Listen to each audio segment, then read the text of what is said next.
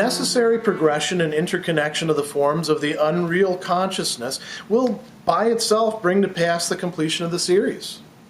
To make this more intelligible, it may be remarked in a preliminary and general way that the exposition of the untrue consciousness in its untruth is not a merely negative procedure. The natural consciousness itself normally takes this one-sided view of it, and a knowledge which makes this one-sidedness in its very essence itself one of the patterns of incomplete consciousness which occurs on the road itself and will manifest itself in due course. This is just the skepticism, which only ever sees pure nothingness in its result and abstracts from the fact that this nothingness is specifically the nothingness of that from which it results. For it is only when it is taken as the result of that from which it emerges that it is, in fact, the true result. In that case, it is itself a determinate nothingness, one which has a content. The skepticism that ends up with the bare abstraction of nothingness or emptiness cannot get any further from there, but must wait to see whether something new comes along and what it is, in order to throw it too into the same empty abyss. But when, on the other hand, the result is conceived of as it is in truth, namely as a determinate negation, a new form has thereby immediately arisen, and in the negation the transition is made through which the progress through the complete series of forms comes about of itself. We could say that section 79 really is about what earlier in the preface Hegel called determinate negation, something that he's going to employ as part of the very logic of inquiry over and over and over again throughout the course of this dialectical investigation.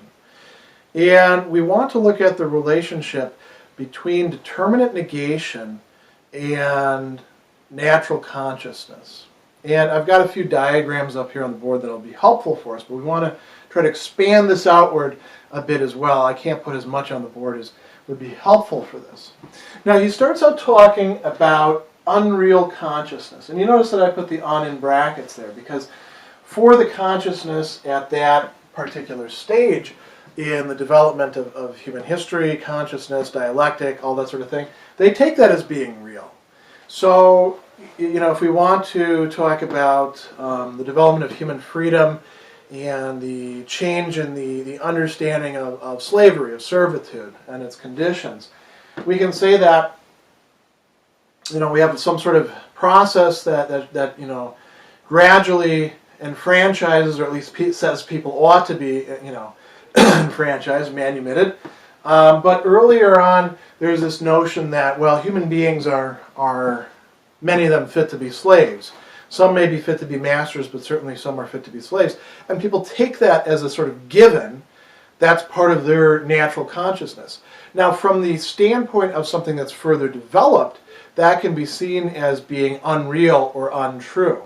But from the standpoint that those people are in at that point in time, they can suspect, they can have a glimmer that, wow, this can't really be how things are supposed to be.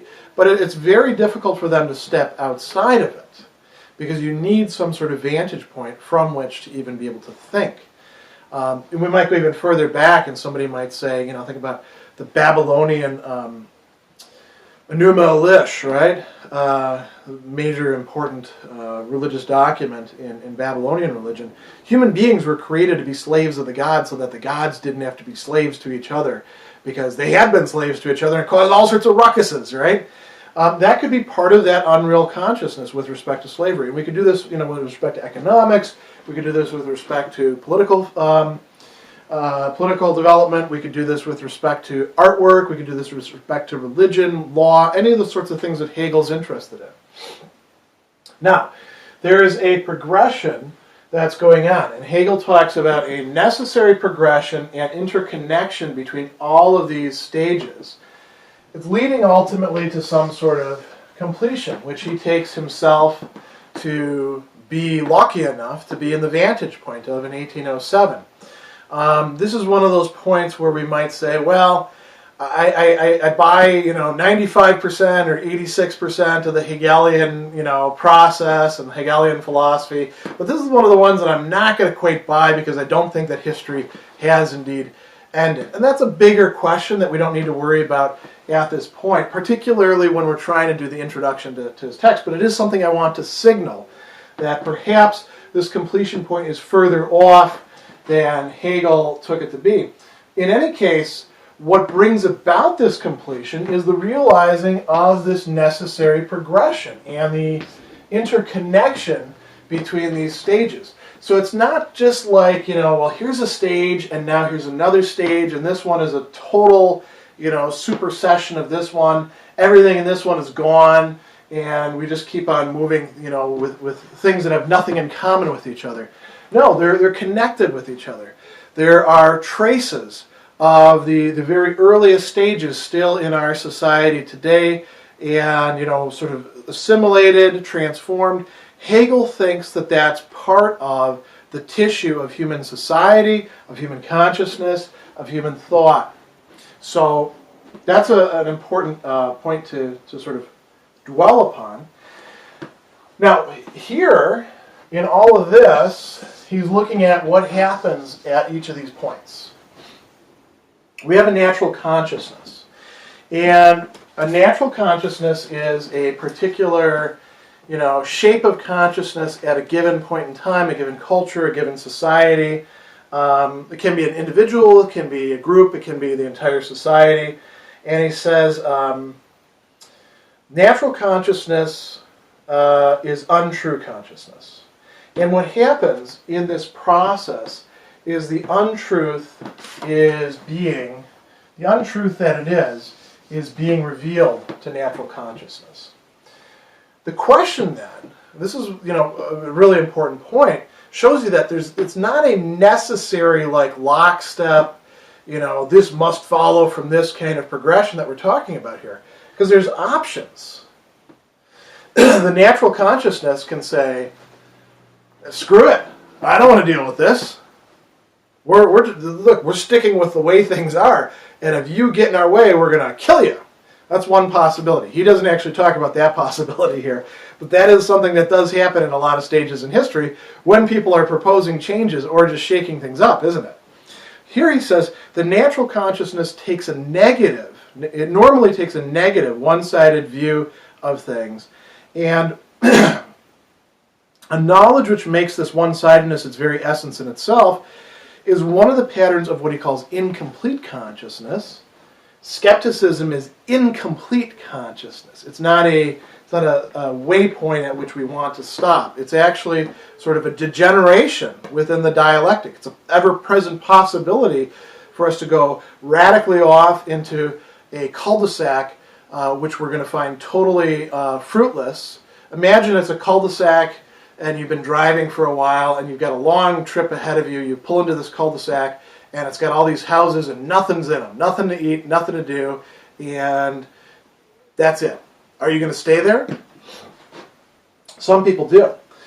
Now Hegel says that skepticism ends up taking a view on this realization of untruth and the fact that, this isn't all what it needs to be. This isn't, as true as it pretended to be. It's not real. It's unreal.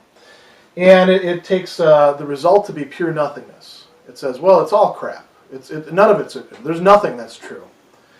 This is what we would call nihilism in other respects as well, although Hegel doesn't use that term.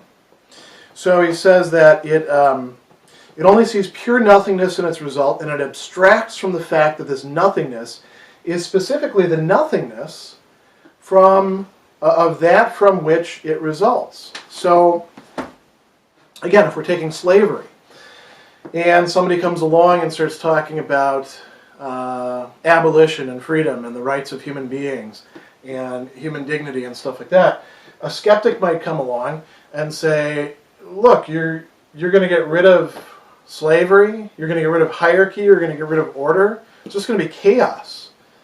Nobody will know anything. Everyone will be just dominating everybody. And the progress is made by some sort of determinate nothingness, which isn't a real nothingness. It's not a pure nothing. It's a negation of where this was. So, think about American slavery, right, in the pre-Civil War South. What did Reconstruction do? I mean, the opponents of Reconstruction sure were skeptics in this sense. They came along and they're like, oh, total chaos, everything's going to be, no disorder, the whole world upside down, and no telling what's going to happen. And of course they contributed to that chaos themselves as much as they could. But there were plans. Well, we're going to create a Freedmen's Bureau. We're going to try to do something about the institutions here. We're going to create new educational institutions so that freed slaves can actually be trained and receive the benefits of a modern civilization. That was a determinate negation of the previous thing. That's got some specificity, some particularity, some reality to it, some truth to it. Like I put over here, it's something. It's not a nothing. To talk about it in terms of nothing is a little bit misleading, but it is the nothing of this, right? It shows that this is empty, this is full of holes, this is a nothingness, and then something else is the result of it. So he says that if you pick one or the other of these, that's going to be a pretty fateful choice. The skepticism that ends up with the bare abstraction of nothingness or emptiness cannot get any further. So this is like I said, a cul-de-sac. You're not going to develop any further dialectically from there, but somebody else will. I mean, if you decide that you want to be a skeptic, the interesting thing is the dialectic doesn't wait for you.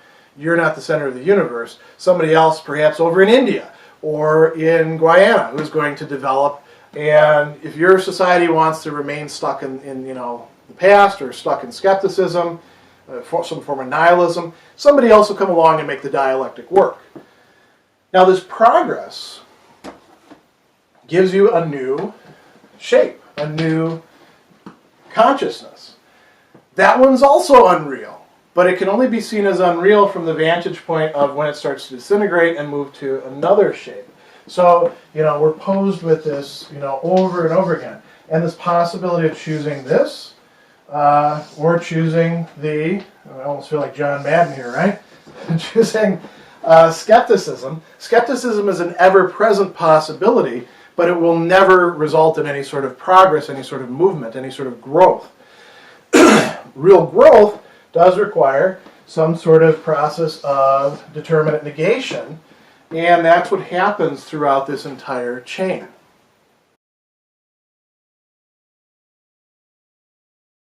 But the goal is as necessarily fixed for knowledge as the serial progression. It is the point where knowledge no longer needs to go beyond itself, where knowledge finds itself, where notion corresponds to object and object to notion. Hence, the progress towards this goal is also unhalting, and short of it, no satisfaction is to be found at any of the stations on the way. Whatever is confined within the limits of a natural life cannot by its own efforts go beyond its immediate existence. But it is driven beyond it by something else. And this uprooting entails its death. Consciousness, however, is explicitly the notion of itself. Hence, it is something that goes beyond limits. And since these limits are its own, it is something that goes beyond itself. With the positing of a single particular, the beyond is also established for consciousness, even if it is only alongside the limited object, as in the case of spatial intuition. Thus, consciousness suffers this violence at its own hands. It spoils its own limited satisfaction. When consciousness feels this violence, its anxiety may well make it retreat from the truth and strive to hold on to what it is in danger of losing. But it can find no peace. If it wishes to remain in a state of unthinking inertia, then thought troubles its thoughtlessness and its own unrest disturbs its inertia. Or if it entrenches itself in sentimentality, which assures us that it finds everything to be good in its kind, then this assurance likewise suffers violence at the hands of reason. For precisely insofar as something is merely of a kind, reason finds it not to be good. Or again, its fear of the truth may lead consciousness to hide from itself and others behind the pretension that its burning zeal for truth makes it difficult or even impossible to find any other truth but the unique truth of vanity. that of being at any rate cleverer than any thoughts that one gets by oneself or from others. This conceit, which understands how to belittle every truth in order to turn back into itself and gloat over its own understanding, which knows how to dissolve every thought and always find the same barren ego instead of any content, this is a satisfaction which we must leave to itself, for it flees from the universal and seeks only to be for itself.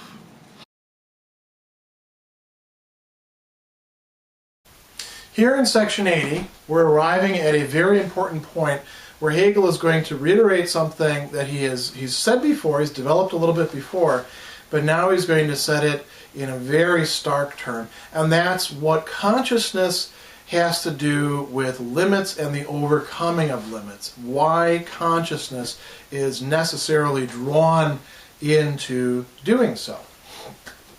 So first, before we do that, let's talk about how he begins this section. He says that the goal, the Ziel in German, the end, the point of all of this, and I've got this kind of, chiasmatic structure here, where the notion corresponds to the object and the object corresponds to the notion. That's what we want to arrive at. That's the point where we can say knowledge has actually attained to what it was supposed to be. Consciousness is fully developed. He says it's the point where knowledge no longer needs to go beyond itself. Now we're actually talking about limits. So how will we know that we no longer have any more limits that we need to go beyond? Well, because the notion will correspond to the object will correspond to the notion for pretty much everything that we want to think about. Before we go on to the rest of this and talking about satisfaction, I want to dwell a little bit on the German terminology here, because there's some interesting, not so much plays on words, but some resonances that are kind of built into it. So notion we've encountered quite a lot before, Begriff, right? Begreifen literally means to grab onto. When we say wrap our heads around something, that's sort of what Hegel's talking about with Begreifen. And we've seen that a Begriff, a concept, a notion of something, is a self-moving entity. It is partly what we are, but it's also, to a certain extent, sort of othering itself, alienating itself from us, and we have to bring it back to us. So there's this whole dynamic process going on there that already involves some moving past limits, setting up limits, moving past them, bringing them back in. Now, object has this word gegen in it. Gegenstand, which is the word that gets translated here as object, and quite correctly so, literally means that which stands against, that which is opposed to.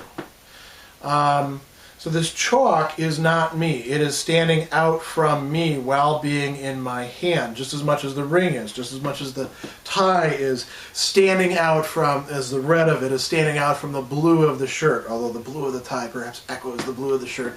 We get all dialectical and complex with this if we want to. The point is that objects already stand over against us as something different, something other. And our concept, our notion, our Begriff of the object, now we've introduced several different things that are in a sort of mutual opposition to each other, but also relation to each other. They constitute limits for each other. And this corresponds to, in German, is entsprechen. Sprechen is, the sort of core of this, to speak, to talk, to connect up, to locate, if we want to play off of Latin things, loquate, right? In any case, there's this sort of chiasmatic structure. When I say chiasmatic structure, I mean an X, right? The notion corresponds to the object corresponds to the notion. They are, in some respect, all bound together. It doesn't matter which side we look at. That's how we can tell that things are complete. That gives us a criterion. Now, that's almost never the case, as it turns out throughout the dialectic. There's always going to be some discrepancy between the notion and the object to which it's corresponding to, which means that the notion has to change to make up to the object. But in the process, The object also, is revealed as not corresponding to its own notion. The object itself has to change. And so this whole dynamic process is able to take place. That's why Hegel says there's no satisfaction to be found by consciousness along the way. Now, along what way? Along the way to absolute knowledge, to the grasp of the totality. Now that's kind of a weird thing to say, isn't it? You can't possibly be satisfied unless you know the totality, and you not only know it like in the sense of one single intuition, but you know it in this complex, systematic way that, presumably you're only going to get through Hegelian philosophy. Well, it's not as if, this was really a bestseller in its own time, but it's not as if this book was like flying off the shelves and you couldn't keep it in stock because everyone was, I got to get to absolute knowing. How am I gonna figure this out? I can't be satisfied. Oh, I've made it to the master-slave dialectic. That's great stuff, but I can't stay there. I got to keep moving on. That's not what he's saying happens. As a matter of fact, most of history is, there's a stage here, and people stay in that stage for a long time, and then there's a few trendsetters that start saying, hey, we need to move to something else. And a lot of people are, saying, you're full of, nonsense. Harumph, I'm not going to do that. And then it takes a while before things actually change. Otherwise, the ancients would already be where Hegel is, right? So he's not saying that it's not possible to have stopping points. What he is saying is that if consciousness is actually following itself out and not allowing itself to sink into a couple traps that come up along the way, it is going to be inhabited by a sort of restlessness that's almost Augustinian. Augustine says our hearts are restless until they rest in you, God. And for Hegel, this is why he's not an Orthodox Christian, he would say until we've brought God into the system and we are parts of the entire system and we've sort of figured out where we fit in, our hearts are not going to be restless, nor are our minds. There's always going to be something kind of nagging at us. Now, he has this interesting discussion about limits. And I'm representing limits here with the two bars because we have to have some way to graphically represent it. He says the things that are purely natural, there is one limit that really matters for them. And when they pass beyond it, they pass beyond it into death. Life ends. Things that are purely natural cannot conceive of how to get past those limits, like he says. He says, whatever is confined within the limits of a natural life, there's the limits, cannot by its own efforts go beyond its immediate existence. So it can't really have a history. If we're purely confined to the natural, if that's all we are, then we can't have a history, we can't have societies, we can have, ant heaps, we can have packs, but those are not the same thing, are they? Maybe they're better in certain respects, right? Every ant knows its place and feels pretty good about what it's doing, I suppose. You can't say the same thing about human societies. But this is something that's characteristic of purely animal life. When we're talking about human consciousness, Hegel says, consciousness is different. Consciousness is the notion of itself. It is, you might say, necessarily reflexive.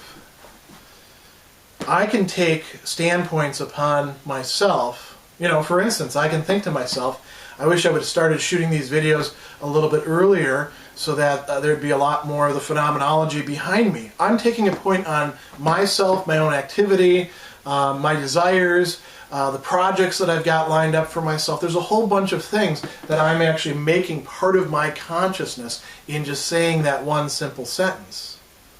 You see how complexly reflective that is? It's not like there's just one single looking at the self. There's all these interweavings that are constantly taking place, oftentimes implicitly without us even realizing it. If you have high self-esteem or low self-esteem, that is a position upon yourself. That's a consciousness of yourself as something. We could go on and multiply examples forever, right? I'll give you just one. If you're conscious of your role as a student, as a father or mother, as a son or daughter, you are conscious of yourself in relation to other things, and there's a whole complex relationship that, of what comprises consciousness, the begriff, the concept going on there. The notion of son already contains a lot of stuff if we unpack it. And that's the way any notion is for Hegel. That's what's so cool about him. Now, consciousness also has a beyond, just like natural life does. But consciousness is something that by its own nature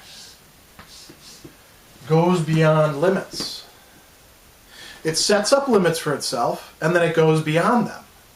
And this is what the process of human life really is. A whole bunch of transgressions of limits, and it's not as if the limit doesn't exist or never existed. It does exist. But we do go beyond it. That's what it is to be a human being. That is, indeed, freedom. That can be really scary, too, because we can realize, whoa, all these things that I think are limits really aren't limits, and we can feel like we're going to fall into the void, right? Hegel's very, very conscious of that.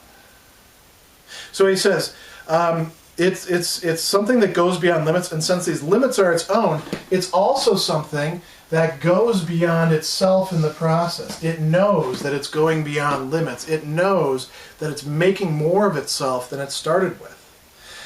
He gives an example here of spatial intuition, which I'm not really that interested in, but here's what the point. Consciousness suffers this violence at its own hands. Consciousness is never entirely what it is. It's always to some degree going beyond itself. Its very freedom poses a problem to it. It's because it's free, it means that consciousness can never entirely have itself till it gets to this point, of course. But it's not there. This is why earlier in the dialectic, if you're conscious, fully conscious, you won't be satisfied. You will want something beyond. And here Hegel considers a couple different traps or temptations that consciousness can fall into. Unthinking inertia. Somebody says, look, I'm just not going to think about this. I'm just, a worker. I don't need to think about, what the meaning of my work is, or what it means for me to be a worker, or, what history has to say about working. I'm just going to do what I'm going to do. You see a lot of people like this with unions, by the way. Unions, great thing, really necessary at some point. Maybe some of them aren't all necessary today, but union members are all like, man, we're the people who actually got you the 8-hour workday. No, you weren't. It was those guys back then, about 100 years ago, or 50 years ago, or whenever. Not exactly you. But they can be unthinking inertia. You can do this as a college professor. Why should we study Plato? I can't believe you would ask me that question. Of course we have to study Plato, because everyone's been studying Plato since Plato wrote. Well, that's pretty stupid, isn't it? It's not much of a response. So he says, when consciousness, tries to, just go into unthinking inertia, then what happens? Well, that works just fine, so long as you don't think. So long as nothing disturbs that inertia, so long as you don't start to become conscious of the fact that you actually do have some freedom and you chose that perspective, and there's no internal necessity that requires you to take it on. So long as you can keep yourself from thinking about that, you're doing okay. Maybe alcohol would help, maybe drugs would help, maybe learning some slogans. We could come up, some brain damage. We could come up with all sorts of ways in which this could actually get pulled off. But if you do that, you're kind of losing something of the human in the process, aren't you? Hegel talks about a second one. This is really interesting. Sentimentality.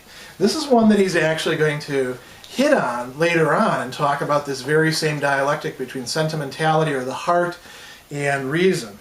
And he says, if it entrenches itself in sentimentality, something that happens a lot in our culture, which assures us that it finds everything to be good in its kind. So this is a sort of, well, think about that motto that people have. Man, it's all good. And then, if you think about that, you'll say, no, it's not. There's a lot of things that are terrible. Well, now you're actually using reason, and that's something quite different than sentimentality. Sentimentality listens to the happy song, which, by the way, I love. I actually get into it, because it does make me happy. But the happy song is not reality, right? Because I'm happy, da-da-da-da. No, that's sentimentality. As soon as we start to think about that, is playing this song actually going to change class relations or overcome the political gridlock and terrible, problems of democracy that we have in this country here in the United States? Is it going to address the, massive environmental problems that are just looming on the horizon, where we could possibly destroy the environment for human beings altogether? No, it's not going to do that, right? And if you use reason comes along, like Hegel says, and says, no, not everything is good in its own kind. As a matter of fact, here he's like talking about one particular thing. Just because it is merely of a kind, reason finds things to be not good. It wants particularity. It wants to know why things are good. Third possible way out of this, the skepticism that we've seen come up before. In this case, it stresses this idea of vanity. Look, you can't rely on anything. Everything is bad. Everything is nothingness. He says here, fear of the truth may lead consciousness to hide behind the pretension that it's burning zeal for truth. The skeptic is always saying, I'm seeking the truth. I'm the true inquirer. I'm not a dogmatist. Its burning zeal for truth makes it difficult or even impossible to find any other truth but the truth of vanity. That being, at any rate, cleverer than any thoughts that one gets by oneself or others. So you can say, well, none of it's any good. That's another way to deal with the anxiety that human freedom brings about. So he says, this conceit that understands how to belittle every truth in order to turn back into itself, notice what it does turn back into itself. It is still reflexive, right? And it's still a use of freedom. And gloat over its own understanding, which knows how to dissolve every thought and always find the same barren ego, the same self, instead of any content. This is a satisfaction, Hegel says. People like that, leave them to themselves. You're not going to argue them out of it. The good news is that they don't really matter. They're sort of just bumps on the road of the dialectic. And if they want to be stuck there off in that cul-de-sac, you're not going to bring them out. You keep moving along, he says. This is a satisfaction we must leave to itself. It flees from the universal and seeks to be only with itself. In each case, in each one of these cases, we have particularity. And instead, consciousness is supposed to be trying to attain this point, which would be universality. Now, that's a long ways to go, and we're nowhere near it yet. We have a lot of material to cover. But Hegel is at least telling us what's supposed to be happening along the way. And this is really the central thing, that consciousness, by virtue of being consciousness, is always going to be posing limits and then crossing limits and finding itself on the other side and having to deal with the fact that it's done that, and that induces a kind of anxiety.